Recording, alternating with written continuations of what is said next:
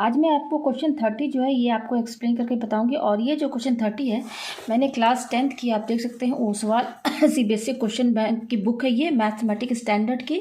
तो इसी से मैंने ये क्वेश्चन लिया है 30 और ये एग्जाम में आ चुका है, ठीक है। और ये चैप्टर का जो नाम है वो है कोऑर्डिनेट ज्योमेट्री से लिया गया है, ठीक है।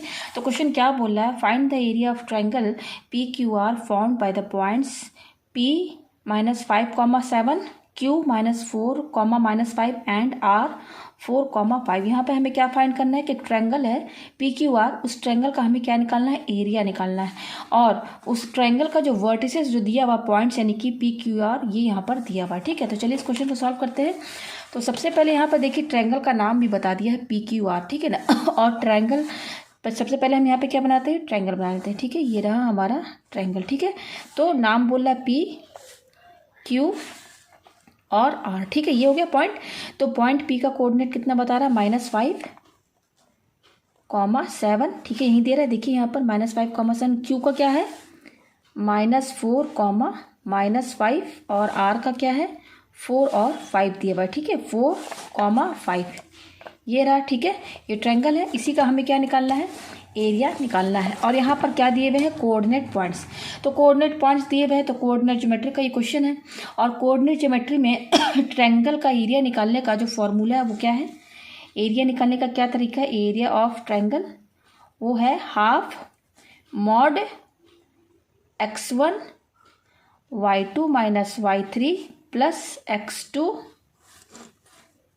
y3 - y1 plus x3 y1 - y2 और यहाँ पर ये मॉड दिया गया, ठीक है ना।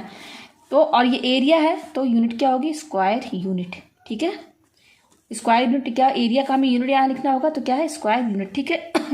तो ये होता है फॉर्मूला, ठीक है ना। अगर ट्रायंगल का कोऑर्डिनेट पॉइंट्स दिया हुआ है तो इस केस में ट्रायंगल का जो एरिया निकालने का जो फॉर्मूला होगा वो ये होता है, ठीक है। अब यहाँ पर x1 y1 y2 y3 सब क्या है, तो ये जो पॉइंट्स दिए हुए हैं ना इन्हीं का नाम हमको यहाँ पर रखना पड़ेगा। तो देखिए कैसे रखना है, देखिए अल्फ़ाबेट में सबसे पहले क्या आता है, P आता है। तो यहाँ पर जो हम नाम रखेंगे उसको यहाँ पर पहले P आता है तो 1 यानी कि x1 और y1 ये हो गया। उसके बाद Q आता है तो इसका नाम हम क्या रखेंगे, x2 और y2, ठीक है। देखिए यहाँ नीचे लिख दिया मैंने x2 और y2। और फिर R आता है तो इसका नाम हम क्या रखेंगे, x3 और y3 ये हो गया यहाँ पर, ठीक है। तो देखिए यहाँ से x1 की वैल्यू क्या है, देखिए x1 की वैल्यू यहाँ पर क्या आएगी, x1 जो है हमारा, x1 के ऊपर क्या लिखा हुआ है -5, तो ये x1 की वैल्यू हो गई, ठीक है। अच्छा y1 की वैल्यू कितनी है, देखिए y1 के ऊपर क्या लिखा हुआ है 7, तो ये y1 की वैल्यू हो गई। अब यहाँ देखिए x2 के ऊपर क्या लिखा हुआ है, x2 के ऊपर -4 लिखा हुआ है, तो ये x2 की वैल्यू क्या हो गई -4। ये y2 है तो y2 के ऊपर क्या लिखा हुआ -5, तो ये इसकी वैल्यू होगी y2 की, ठीक है। अब देखिए यहाँ पर x3 के ऊपर क्या लिखा हुआ 4, तो ये x3 की वैल्यू हो गई। और y3 के ऊपर क्या लिखा हुआ है 5, ठीक है। तो ये y3 की वैल्यू हो गई। तो यहाँ पर देखिए सबकी वैल्यूज आ गई हैं, जस्ट ये वैल्यू जिसमें रख देना है, ठीक है। तो चलिए वैल्यू रखते हैं। तो यहाँ पर देखिए ट्रायंगल का नाम PQR लिखा हुआ है, तो यहाँ पे लिख दीजिए एरिया ऑफ ट्रायंगल PQR, या नाम ऑलरेडी दिया हुआ है क्वेश्चन में, इक्वल टू ½ mod x1। देखिए x1 की वैल्यू कितनी है -5, तो यहाँ -5 आप रखेंगे ना, तो देखिए आप ब्रैकेट के अंदर ही रखिए तो सही रहेगा, ठीक है। ये हो गया। फिर क्या है y2 - y3, तो y2 कितना है, देखिए y2 की वैल्यू क्या है -5, तो -5 फिर क्या माइनस, ये क्या है y3, तो देखिए y3 की वैल्यू क्या है 5, यहाँ पे रख दिया। फिर प्लस ये क्या है x2 की वैल्यू कितनी है, देखिए -4, तो -4 है तो इसलिए ब्रैकेट में रखिए इसको, ठीक है। फिर क्या है ब्रैकेट y3 कितना है, देखिए 5 है। फिर माइनस ये क्या है y1, तो y1 की वैल्यू कितनी है, देखिए 7, तो यहाँ पर आप 7 रखेंगे। फिर क्या है प्लस ये क्या है x3, तो x3 की वैल्यू कितनी है, देखिए 4 है, तो x3 की वैल्यू 4। फिर यहाँ पे ब्रैकेट ये क्या है y1, तो y1 की वैल्यू कितनी है 7 माइनस y2 कितना है, देखिए y2 है -5, तो -5 है तो छोटा सा ब्रैकेट लगा के यहाँ पर इसको लिख दीजिए। फिर यहाँ पे मॉड लगा दीजिए और एरिया की यूनिट क्या है, स्क्वायर यूनिट, ठीक है। ये हो गया। तो ये एरिया, या देखिए मैं एरिया को ए से डिनोट कर रही हूँ, ठीक है। ये हो जाएगा ½ मॉड, ये -5 है।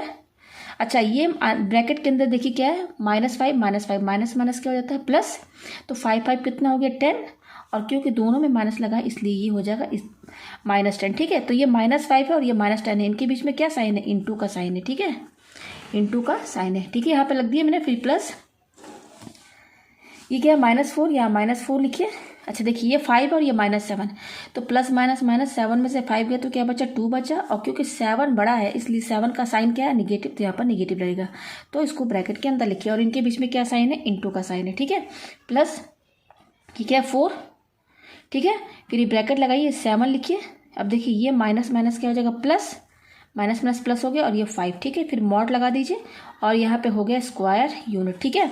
तो एरिया, ये देखिए ए का मतलब क्या है, area of triangle P Q R, ठीक है, इक्वल टू हाफ मॉड। अब देखिए ये इंटू का साइन है, तो 5 टाइम जा क्या हो जाएगा 50, और ये माइनस माइनस दोनों को इंटू करेंगे तो माइनस माइनस क्या हो जाएगा, प्लस हो जाएगा। तो यहाँ पर क्या आएगा हमारा 50 आएगा। फिर ये लिखिए प्लस, ये प्लस लिख दिया। अब देखिए 4 2 जा 8, उसी तरह से इनका माइनस माइनस भी इंटू करेंगे तो माइनस माइनस तो प्लस हो जाएगा, तो ये किसके बराबर हो गया, 8 के बराबर, ठीक है। फिर ये प्लस लिखिए, फिर ये 4, अब देखिए इनके बीच में इंटू का साइन है, इंटू 7 और 5 12, फिर मॉड लगाइए, स्क्वायर यूनिट, ठीक है। ये हो गया इक्वल टू हाफ, ये हो जाएगा 50 प्लस 8 प्लस ये 4 12 4 जा 48 स्क्वायर यूनिट, ठीक है।